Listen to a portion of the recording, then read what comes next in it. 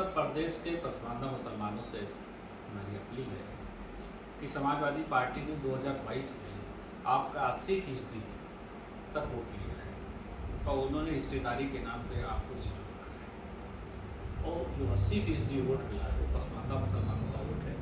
उसके बावजूद उनके अल्पसंख्यक सभा का राष्ट्रीय अध्यक्ष या प्रदेश अध्यक्ष दोनों जो है स्वर्ण मुसलमान हैं, अशराफ मुसलमान है, पसमानदा मुसलमान नहीं है।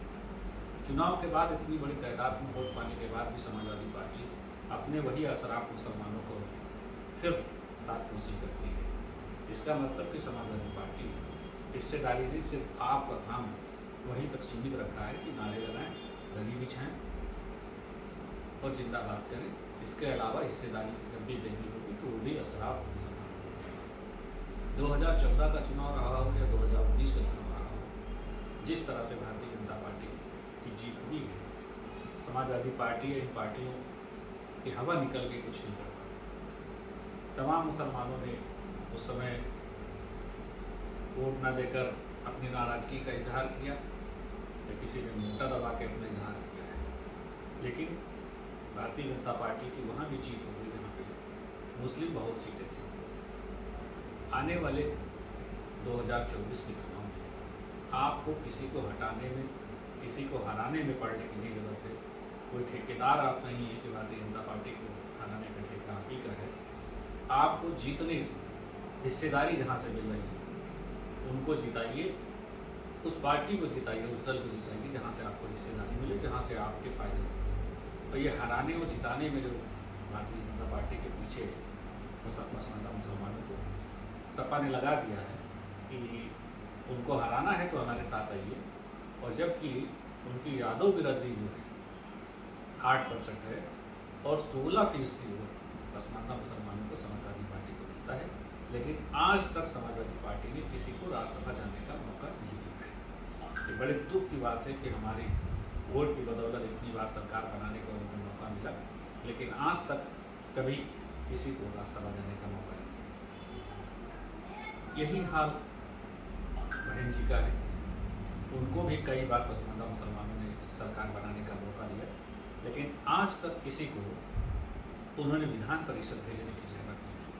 आज तक कोई पसमानदा मुसलमान बहुजन समाज पार्टी की तरफ से विधान परिषद नहीं गया है। तो इन लोगों ने सिर्फ हमें वोट बैंक की तरह इस्तेमाल किया है और सिर्फ दरी बिछाने तक सीमित रखा है। अगर पसमानदा मुसलमानों को हिस्सेदारी लेनी है तो उसी दल को वोट करना होगा जहाँ से हमें हिस्सेदारी मिले।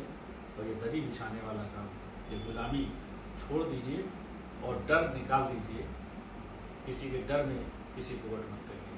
अगर नहीं समझ में आता है तो वोट ना दें या नोटा दबा दें। लेकिन इन जो सेकुलर दल हैं, जो अपने को सेकुलर तथाकथित कहते हैं, चाहे कांग्रेस हो, सपा हो, बसपा, इन लोगों ने सिर्फ हमें छला है और धोखेबाजी की है। इन धोखेबाजों को सजा देनी है। और आज देश के लोकप्रिय प्रधानमंत्री जिस तरह से पसमानदा मुसलमानों के लिए बोल रहे हैं, उन्होंने कुछ काम भी किया है और जिस तरह से आवाज़ उठाई वो देश के पहले प्रधानमंत्री हैं जिन्होंने पसमानदा मुसलमान की इतनी खुल के बात की है। आज तक किसी पार्टी के नेता ने या किसी देश के प्रधानमंत्री ने नहीं की थी। आज अगर प्रधानमंत्री जी बात कर रहे हैं तो इन सेकुलर दलों को पेट में दर्द चालू हो गई है, क्योंकि इनको लग रहा है कि अगर पसमानदा मुसलमानों को हिस्सेदारी मिलने लगी तो हमारी दुकानें बंद हो जाएंगी। तो इसलिए पुनः 2024 के चुनाव में आपको बहुत ही समझदारी से वोट करना है। किसी के बहकावे में नहीं आना है, क्योंकि इन लोगों ने सिर्फ हमें किसी को हराने और हटाने में लगा दिया। हमारा दिमाग हिस्सेदारी की तरफ से हटा दिया है।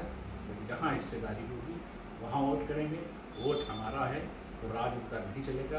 अशराफ मुसलमानों का इतने दिन राज चला है, अब नहीं चलने वाला है। जो लोग चलाना चाहते हैं तो अशराफ मुसलमानों को वोट लें, हमें कोई गुरेज नहीं। लेकिन पसमानदा मुसलमान अब इस तरह से वोटिंग नहीं करेगा। जहाँ उसको हिस्सेदारी होगी वहाँ वोट करेगा।